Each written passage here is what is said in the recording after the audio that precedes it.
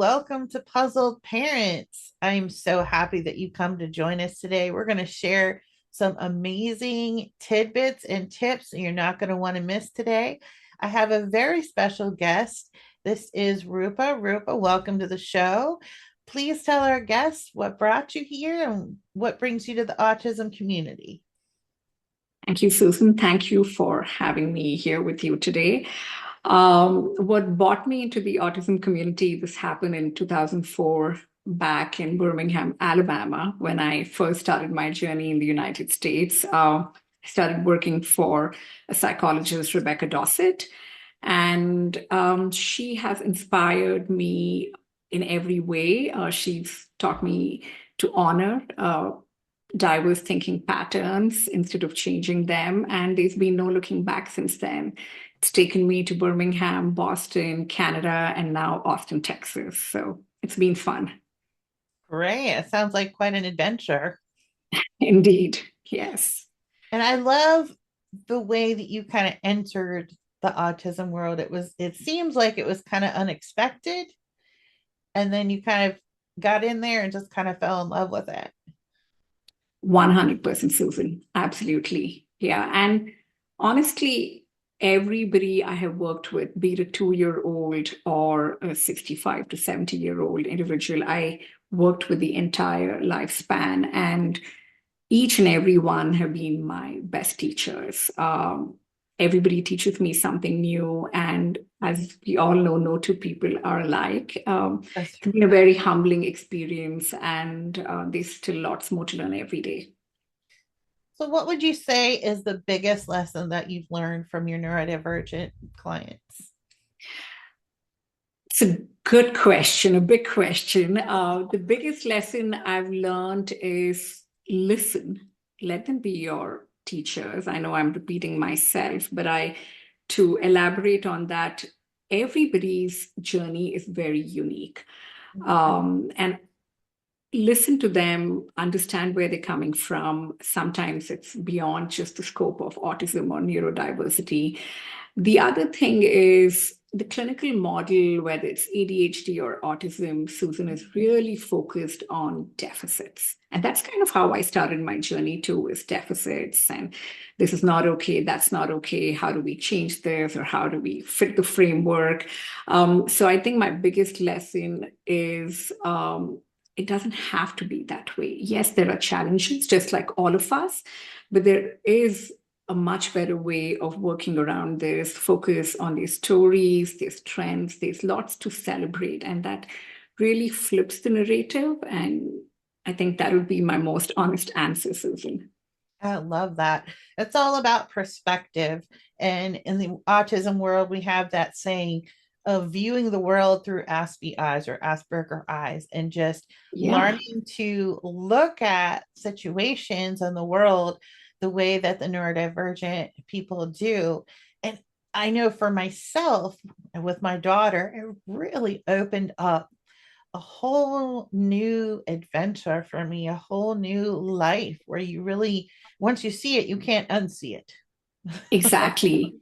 You know, what you're talking about reminds me of something. I almost use it as a quote. This was said by an individual that I was supporting in therapy.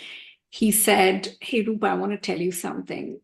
We don't ask neurotypical people to change. We don't say, stop being a social butterfly or stop doing this. It's okay. We accept who you are or how you operate. Why does the equation change when it comes to us, right?" And I thought that was so powerful. There is no Mm, need to. It's okay to be who you are. absolutely, 100%. And I know that that is one of the goals behind the mission for my business. And I believe what you want to do as well is not just say, hey, let's make this person fit into society, but say, hey, society, move over because these people are who they are. And it's not a disease that needs to be cured. It's just they're a person. It's who they are. Let them be Absolutely. themselves. Let them be who they are and just enjoy life. That's what anybody wants. And especially as parents, we want our kids to grow up and just be productive and safe and fulfilled. And that's all everybody should want for everybody else. I think you nailed it with the word safety, Susan.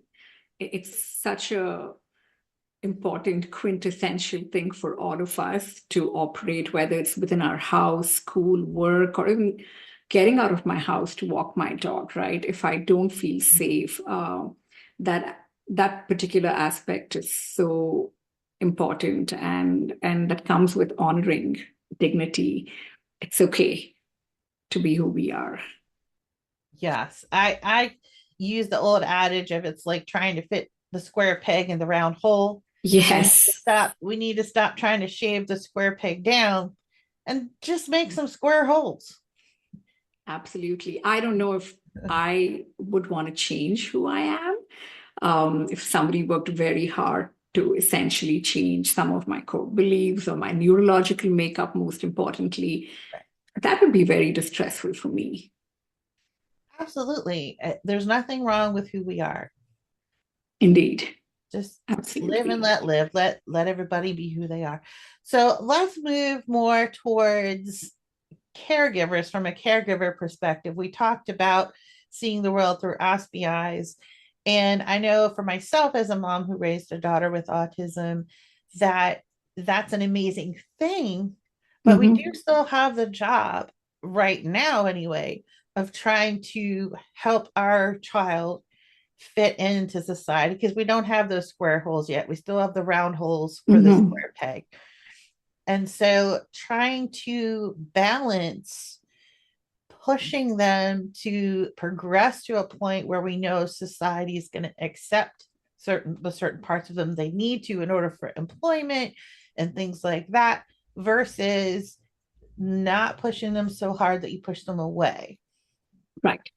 And that can be exhausting because it's 24/7. It's not just, oh, a few hours here or there, it's every minute of every day. Can you talk to us a little bit about that? Yes, I may have a bit of a different view, Susan, but I'll give you my authentic answer in working with families because when I work with individuals, whether it's in therapy, assessment, it takes a village to raise a child, as you're aware. So I work with parents, sometimes other caregivers like grandparents that are involved. So I completely understand the balance that you just spoke about with your question, because our society is way far away from that. My approach has been a bit of psychoeducation. For example, if it's an interview, right? What can we do? Can we prepare in advance? Can we work through it? Kind of working through a script, for example. So everything is not the unknown. And I have actually driven some of the individuals that have supported to the organization. We've kind of stepped in as long as it's ethically allowed and wherever we're allowed to walk around the building, take a few deep breaths. That being said, I also work very hard to work with the stakeholders I'm involved with. So that could be a school teacher or employer, and provide that sense of education about these are some challenges. It doesn't take away the strengths, that being said. So, interpersonal social communication may not be the best strength that one may possess, but there's a lot more that they can bring to the table or to the nature of the work, especially if it's a work that's of high interest. So an example I can think of is I have an individual that really liked coding and what animation things that people make for video games, extremely good, but really struggled. For the lack of better words, the words he used was, I failed in every interview. Mm. And going back to your question, how do we balance? So there was some prep work to help desensitize the individual to the unknown, which is an interview at the sex organization, right? The other part was he gave me permission to engage with the individual, which means it's disclosure that I am okay to disclose his autism diagnosis. And Okay. I spoke about certain accommodations. Could we do this via video call, just like how you and I are doing this on Zoom. But Mhm. this was way before COVID. So it was not an easy sell. And then we spoke about how questions that are not very structured can be a little difficult. He also prepared a really written biodata or cover letter, basically emphasizing his skills because his written communication was a strength and not his verbal communication. Yeah. So we got him to send an attachment of some of the animation work that he's done. So to me, this is an example of that nice assimilation of what can you do from your Right. end, and as well as that psychoeducation piece and advocacy to help bridge that gap. And in this case, it worked, but also the employer was willing to engage, which is Mhm. not the case in every scenario, to be honest. Right. And Yeah. it was a good blend. Is everything a success story like this? Definitely not, Susan, but I believe in not giving up. And so that's, I think, one way that I look at that Mhm. assimilation, blending of, but I do work very hard to educate the environment because I time and again when I think about therapy or my time with individuals, there's been a lot of work that has been put into individuals to fit into the framework. Mhm. But that does lead to burnout eventually. It's not going to last too long because you Right. are putting on a mask and you're not Yes. being yourself, right? So yes, there's some success, but I would say it's temporary. And I look at the long term disadvantages of doing it, as well as the long term benefits of not engaging in camouflaging Right. masking. I hope It's I answered your question. exhausting. Yeah, no, no. That's great. It is very exhausting. I mean, think about it. It's like your whole life you have to be an actor and pretend to be somebody that you're not. And so Right, by the time you go home, because you have to think about everything you say, everything you do. What is my expression? What are my movements? What are the words that I'm using? Am I doing something that's not considered appropriate? And all of those things you have to constantly think about. And then when you go home, you're exhausted.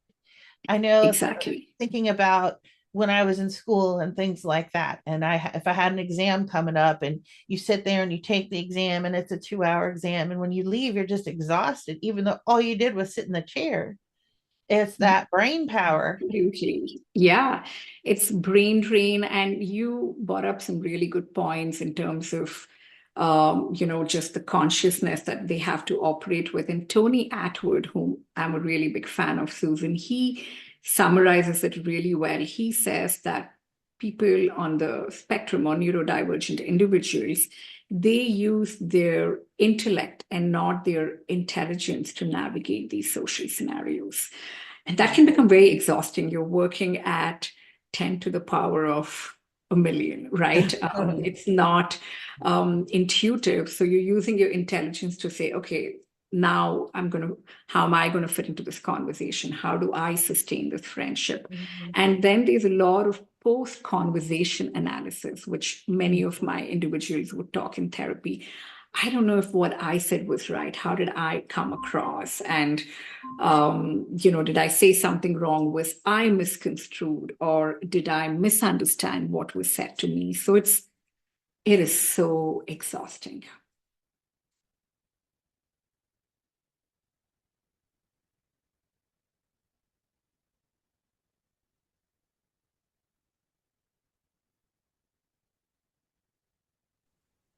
Sorry, I had a reminder set for a meeting on my, I don't want to say her name.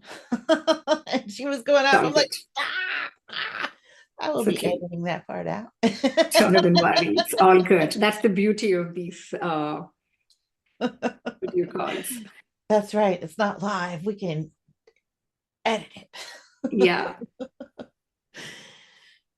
So, remind me the last thing you just said because I lost track. You were talking about We masking and it creating burnout in the long run.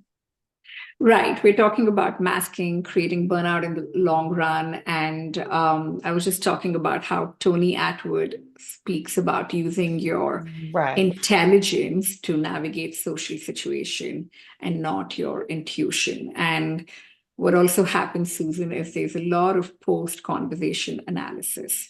Yes. Uh, Kind of like what you were talking about. How did I come across? Did I make eye contact?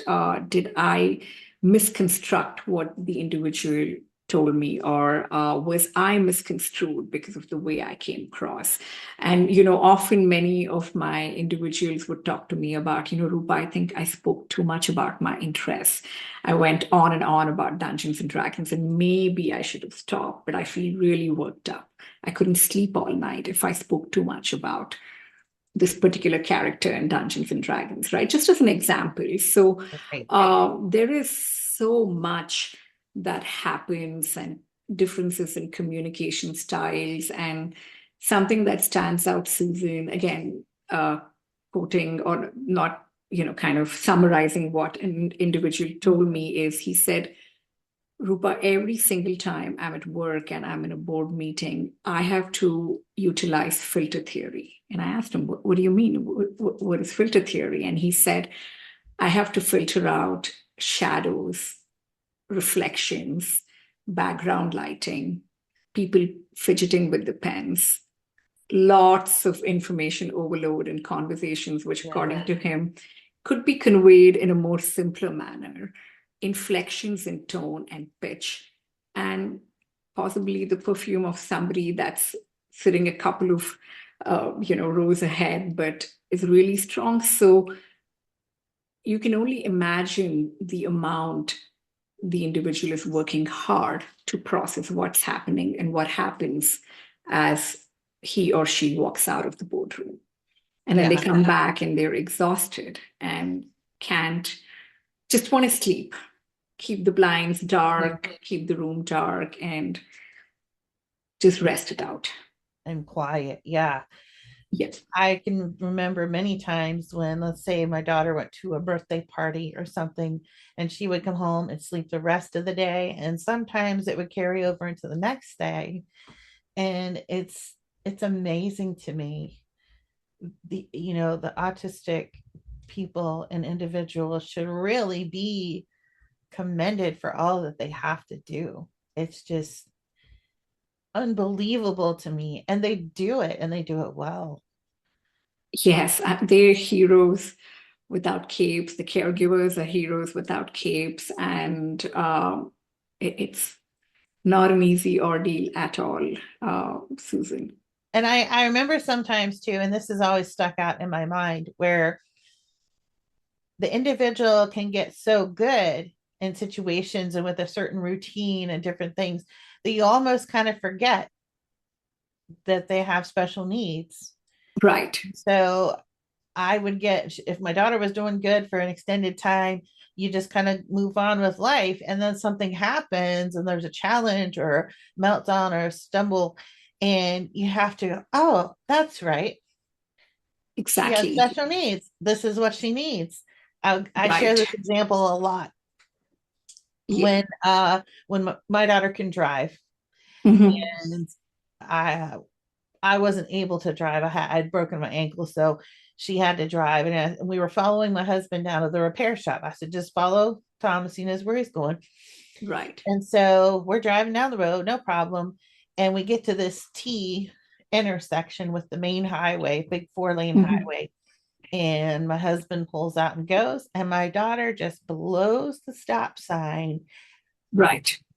flies around this turn, and the car starts sliding to the side, making that sound. Right. And the first thing that popped into my head was, yeah, this one's on me. I did not explain to her that following someone means that you drive your car like you normally would and just go the direction they're going, because she literally thought she had to stay the same distance away from him the whole time. Right. It's that black and white And interpretation. And I couldn't get mad at her. I'm like, yep, that one's on me. right. And I have to give her credit though, because when the car came to a stop, we both just sat there for a moment. And I'm like, are you okay? He's like, I think I'm just gonna drive like normal. Right. So she was able to process that and really keep it together. And I was really proud of her for that, because that kind of was Right. scary. Because in my mind, my first thought was, yeah, that's on me. And my second thought was, oh my gosh, I'm gonna die in this little car on the highway. Yes. I'm glad you guys were safe. But it's just you forget, because you as a neurotypical don't have to do that. Right. And if the autistic person is really good at masking, you just sometimes forget. Right. And Yeah. then I think the important thing is to then understand when something does happen, don't treat them like, well, you're fine the rest of the time. What's the problem now? But just remember, hey, this is exhausting. Maybe something else happened that we don't know about. Their routine was broken, or Right. somebody says something, or they have a family member passed away, or something like that. We all have Right. things that we're dealing with, and so maybe they're a little off that day. Just give them grace. Absolutely, Susan. And you bring a good point. I I think about a time, and this is a couple of girls and boys that I worked with, and I'm referring to like the high school population here on an average.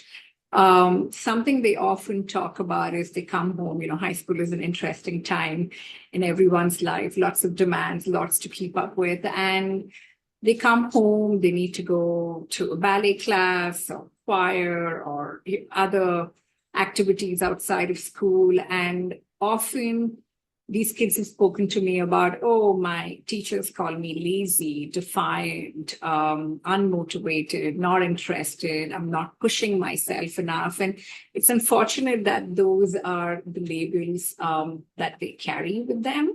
And when they're able to dissect, express in as they're talking, they talk about, I could not go to a class after school because my chemistry class was really the way it was, the physical environment of the class was too small. I could smell everything. It was really challenging for me to understand what my teachers said. And then coming back and going for baseball practice, it's just not happening. So it's Well, not that's, yeah, defiance, it's not refusal. I think it's important to look at what's beneath the surface as opposed to getting hyper focused on those behaviors and trying to fix those behaviors or labeling right. it. We end up looking at them from that lens, right? Lazy, Yes. unmotivated, Yeah. whatever that could be, which Right. is not fair. No, definitely not. And I love that you brought that up. In therapy, in physical therapy, I always explain to my patients that you have an energy budget, Yes, and every day there's only, look at the week, look at each day. There's only so much energy you have to spend, just like right, you would look at, a money budget or something like that. If you have a day where is going to be really taxing and really hard, let's say for an older person, you have to go right, out to the doctor or something like that, and you have to drive. Usually around here, because we're rural, you have to drive an hour to get to the doctor. So that includes sitting in the waiting room, having the visit, waiting to check out, and then oftentimes stopping to eat, and then having to drive back. That's a right, big day. That's a lot of energy right. expenditure. So you Absolutely. really have to plan and say, okay, just like the person you were talking about, that chemistry class is a big energy expenditure. So Right, knowing and understanding that, okay, my budget is spent for the day, I just need to stop. right. And Absolutely. I think if people can look at it like that and understand that there's only so much, fuel in the tank. Yes, And when it's empty, it's not their fault. absolutely. It's not. And I like the energy budget analogy, Susan. And again, going back to Tony Atwood, there's actually a book, I would recommend that most people who work with individuals, or if they diagnose themselves, to read it. It's called, I think it's called Energy Accounting. It's written by Tony Atwood, and I believe it's Maya. And they talk a lot about that energy budget that you're referring to. And I've used it a lot in therapy as well, or in my coaching sessions, where one is you talk about what is it that drains me out. And then we also write, what is it that gives me energy? Yeah, So what fills my that tank?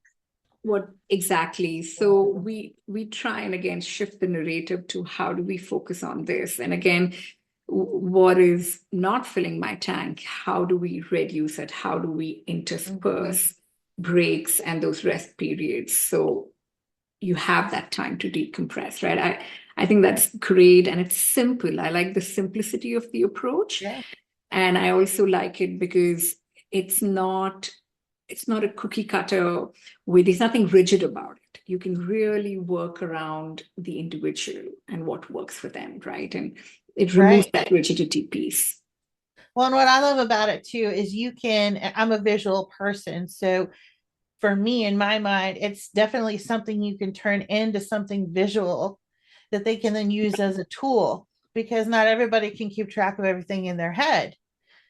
I don't know if you remember years Exactly. ago. I don't know if it was Richard Simmons or one of the big exercise guys. Like, I don't know if it was back in the 80s or something like that. Hmm. They had that diet program called Deal a Meal. Okay. And you had Yeah. these cards with today it'd be similar to Weight Watchers, where you have so many points to spend in a day. And so when you Right. spend points, you kind of, they used to have cards. You'd move the card from I have it to I've spent it. Uh, Right. but in a way, you can take something similar to that and say, okay, I've used up a lot of energy. You can use simple cards like red, green, and yellow, just like a stop, Right. and say, okay, this is a lot of energy. I'm going to take my green for the day. It's going to go over here, and I've spent it. So I only have this little bit to go on. You can adjust it to anything. If you have like my friend's son is huge into fishing. He can tell you Right. anything about any kind of fish anywhere in the world that you would like to That's know. great. So, for him, I would, when he was younger, because he's 25 now, he doesn't eat it anymore. But, Hmm. for him, I would take like different kinds of fish and make Hmm. them worth, so many points or something like that, something they're interested in. Right. And say, okay. And then after they learn to use the tool visually, then it'll convert cognitively, and Right. you won't necessarily need the cards anymore. Right. Yeah. And keeping it visual is kind of how we do it. Doesn't matter with how old they are. We usually write it down and they take it home. To extend that thought, Susan, this is such a great approach, kind of you and I discussed in terms of the energy budget.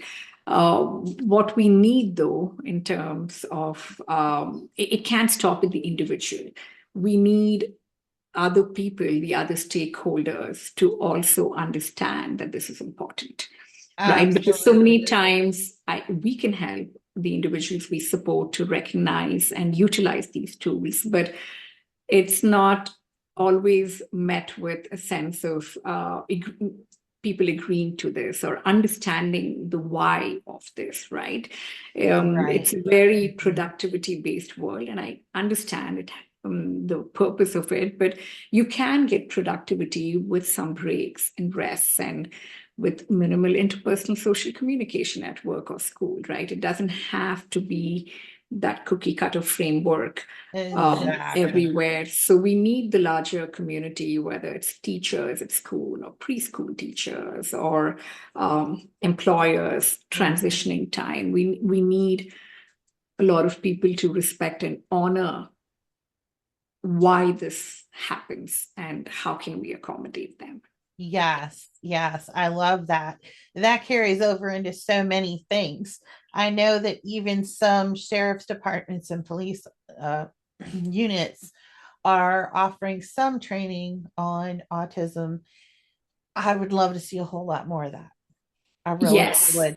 When my daughter started driving, I gave her this card that she put in her wallet. And it said Mhm. on there, I have autism. I may get flustered. I might not be able to answer your questions. Here's a number to call, call my mom or whatever. If Right. I'm having trouble, I'm not trying to be defiant. Are you going back to that word, defiant or Right. oppositional? I'm just in Yes. overwhelm. I don't know what to do, you know? And that's beautiful, Susan. It gives a simple narrative, but so valid and Yeah. helps people understand. Yeah, Yeah. And just just little tools like that. But I agree with you that we as the neurotypical world really need to educate ourselves a lot more about the neurodivergent world and how can I make room and help facilitate that. How can I make somebody else's life easier and better just by changing the words that I use or the posture that I have right, or how I approach them and how I think about those things in instances like that, especially if you're an employer, because you have this whole workforce out there that wants to work. You have all these people that are diagnosed with autism that are growing up to be adults. They're not going to be kids forever.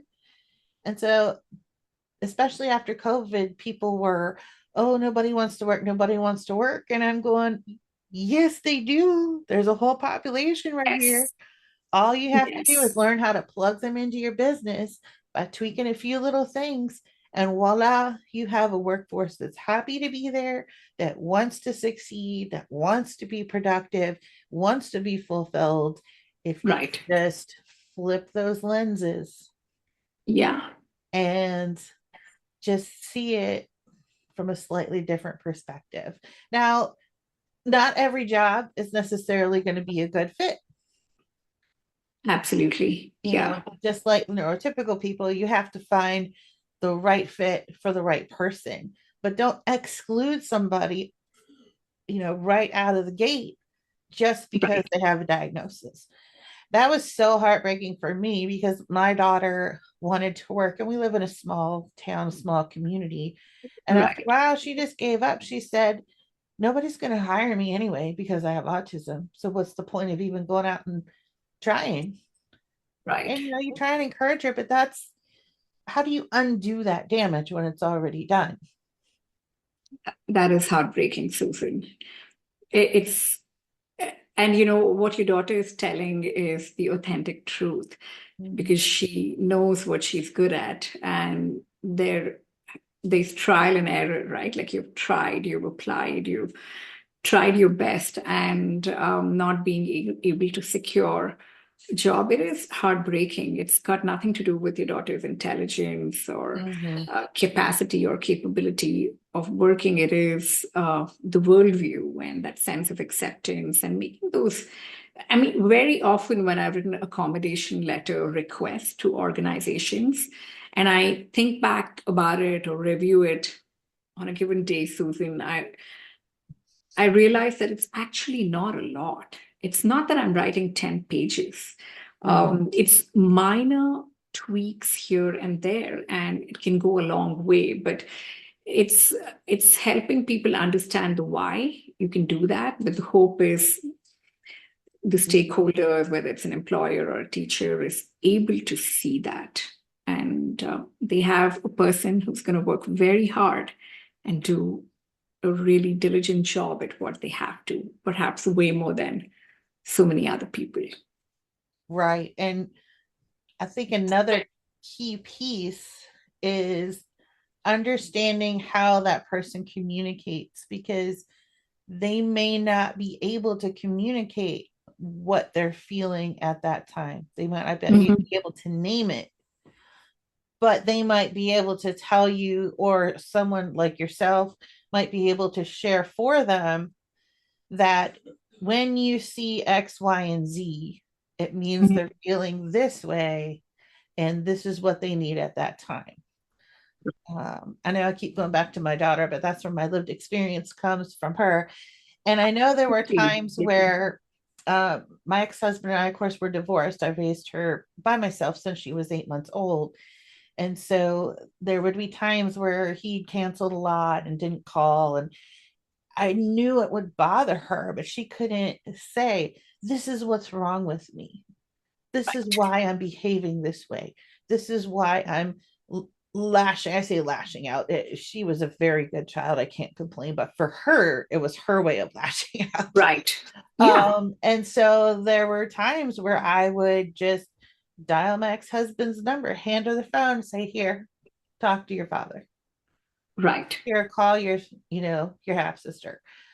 Because I knew that the behavior wasn't the problem. Right. It was underlying. What was underlying is that she couldn't voice.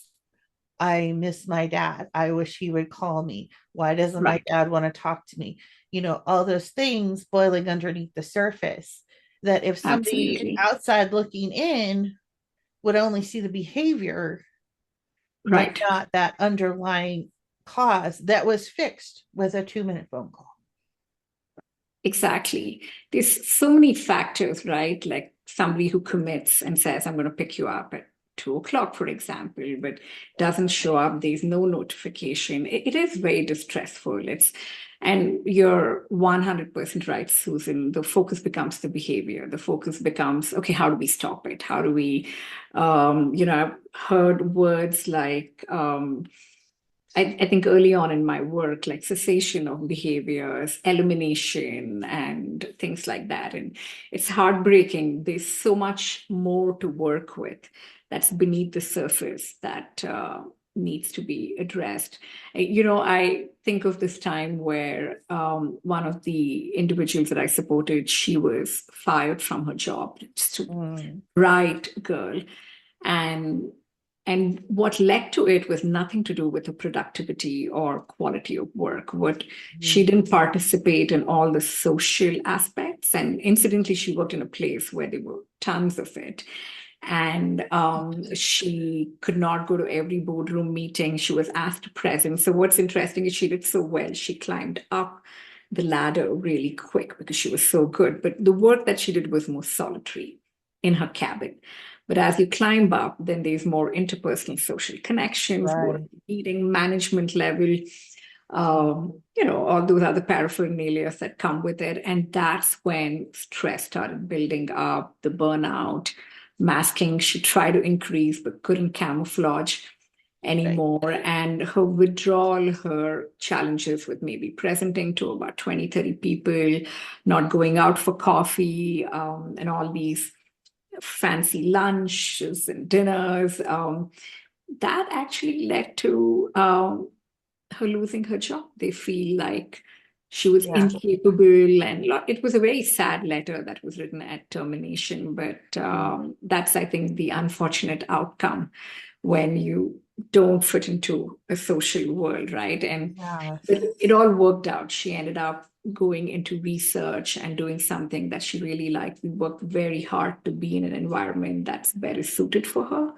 That's not going to come Hmm. with so much pain, but the burnout that caused lasted for months, and it's unfortunate. Yes. Yeah. And that's a really good teachable moment and learning moment, but it comes at a cost, and not for the company, but for the person. You Right, know, exactly. as you go up in the ladder, like you were talking about, the expectation that other people have for you changes. And that is one of the things that I really struggled with my daughter, because as we know, people with autism, especially younger people, kids and teens and things, tend to be developmentally younger than their chronological age. So, for example, you might have a 16, 17-year old who wants to take their stuffed animals to school. Right. And that was the case a lot. And I would have to explain, like, kids your age in this grade do not take toys to school. It's not appropriate. Trying to explain that societal expectation. And a lot of times she wouldn't understand, like, but why? I want to. It's fine. I don't care what they think. And just trying to teach them, this is appropriate, this is not appropriate, this is what people expect from you. It's tough. It's so Yeah. tough. And again, goes back to burnout, right, Susan? It's really hard. There's I don't like to use the word success. I mean, it's a story, but it's a beautiful story. Susan, this was back in Alabama. I worked with a guy who in high school liked to take an object. I think it was a Star Wars character, if I recall correctly. It was many years ago. And he was actually in a very high achieving class. He was quoted as somebody that was high intelligence through IQ testing and everything, but had some of those other challenges with the social communication, reciprocity. I don't even want to say challenges, that not strengths, right? It's okay. And but he really wanted to take that figurine and go to school. So what we did, again, it took a lot of work to get school to agree to this. Right. And this boy, we spoke about it in my coaching sessions, and then we decided that he's going to talk to his entire class about who he is. Because again, these are the people that I call invisible autism. You just can't see it. The world has a very different idea of autism. So he went up, took a lot of courage, stood up in front of the entire class and spoke about his autism, spoke about his Star Wars figurine, why it's important, why it keeps him safe. And did it change everything? 100% not, but it got him a few friends. It he walked into an environment where he felt safer, where people were not judging him as much. There were always those boys and girls that will still do it, unfortunately. But whatever it's worth it, any incremental acceptance and accommodation and just honoring him for who he is, it helps. So, but it took, what I'm telling you, took about 7, 8 months of work. It wasn't easy, but worth it. I think you bring up a really important point with teaching the autistic individual how to advocate for themselves. And that's huge. And that begins with, I believe, them needing to accept, make peace with the fact that autism is a part of them. Right. Some people want to label it as a disease process, which it's not. And so there's certain stigmas and stimulations attached to that. I have friends whose children don't want people to know that they're autistic. They want to pretend like they're neurotypical, and then that they try to keep it hidden and they don't want to tell people. And I mean, that's their choice. But I feel like you have to accept that as part of who you are. Right. No. And I think, Susan, that if to extend your thought on that, I've had several individuals who probably will never get assessed or will never disclose that they have autism or identify as a neurodiverse individual. And when I think about the reasons, the world has been quite cruel to them, that they're scared of the outcome of acceptance too, right? Like if the experiences haven't reinforced a sense of safety for them to disclose. Your daughter has you, your amazing mother, advocate, you understand where she comes from and what are the reasons behind a meltdown, as opposed to hyper focusing on a meltdown and trying to shut it down, right?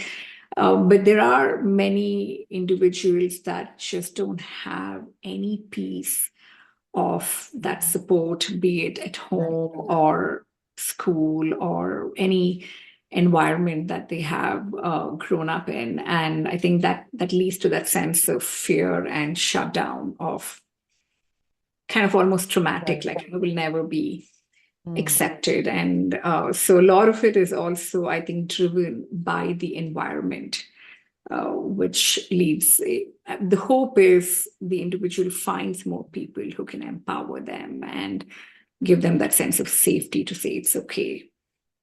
In some cases, it takes a lot of time. Well, and just like we all do, learning to be comfortable in our own skin. no Takes a matter, lot of that's what work. we all struggle with, whether you're Yes. neurotypical or not. It's, I think, definitely something we all struggle with. The Yeah. other thing I wanted to say was, because I really, really liked what you were talking about there, is that as a caregiver, just because we know we have training and we see their special needs and try to help manage it and things, there's a pitfall there too, because sometimes, and I've fallen into this at times myself and had to kind of correct myself.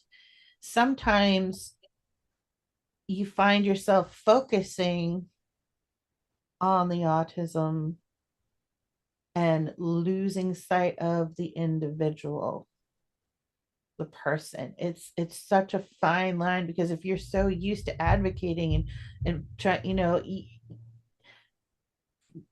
as a caregiver, that's so hard. You have to be so careful.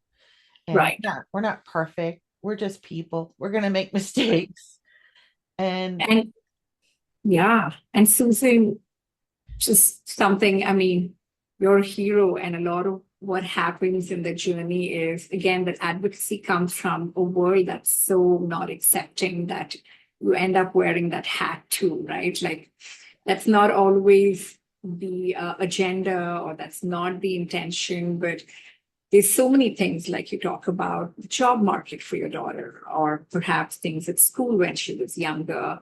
mhm, You have to wear that hat to ensure she's in a safe place and her well-being and her needs are met, right? So it's such, you're right, it's such a tough balance. There's so much more to the individual, right?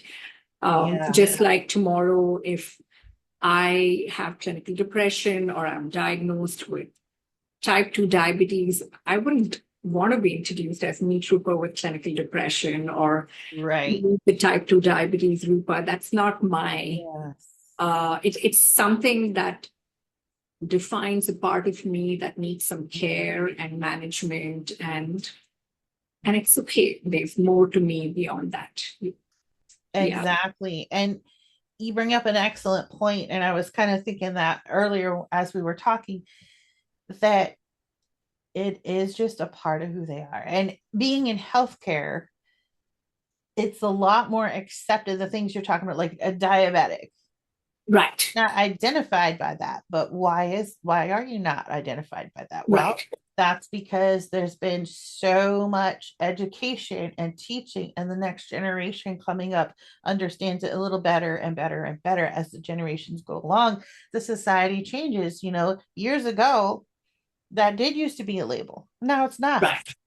Same Right. thing with mental health. Right. There's still stigma attached to that.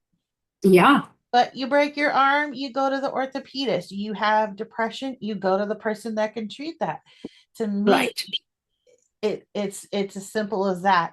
But I think that ties into what you're saying about autism, because a lot of people will just see the label, Right.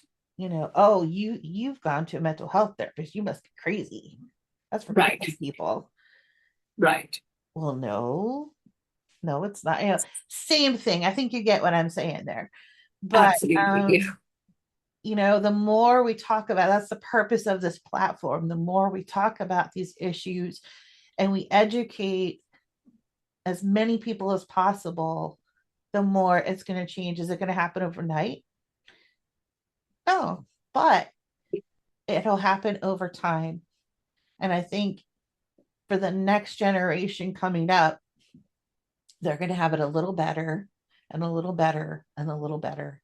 And we'll get there. But it's going to take people like you coming on to platforms like this, reaching out and being open and talking about the things that we in the autism community aren't comfortable talking to the neurotypical community about, because we've experienced those negative reactions, the hurt and the harshness, and we're just not comfortable. Like you said, we don't feel safe in that space. But for me, it's time to pull back the curtain and say, this is what we're dealing with. And you need to know that. so that you can understand this whole population of people. Absolutely. Absolutely. Yeah. It's not an easy journey, Susan. I'm on a lot of autism forums and groups like on social media, like Facebook, and I see what people post. I haven't slept in 10 days. My child wouldn't eat. It's they know the journey and it's a painful one and it's difficult. Very hard for somebody outside to understand. But that being said, people can make an effort. That can't be Yes. norm to say, oh, I'm not in her shoes or his shoes, right? Or looking at it from your lens. It's okay to Yeah. wear glasses that not always what belong to you. Yeah, I'm just so thankful that you've been here today. Thank you so much for joining me. I've really enjoyed our conversation. I enjoyed our conversation the other day as well. I think you have a really good insight into the autism community. You've helped so many people. Tell us a little bit about what you're doing now. What is your next step? I know that you are moving towards more coaching and things like that. You want to share Right. that with us? Yeah, Susan, just come from cold tundra to a very warm place in Austin, Texas. Not looking forward to the summer. So I'm thinking more on the lines of neurodivergent consultant, coaching, training.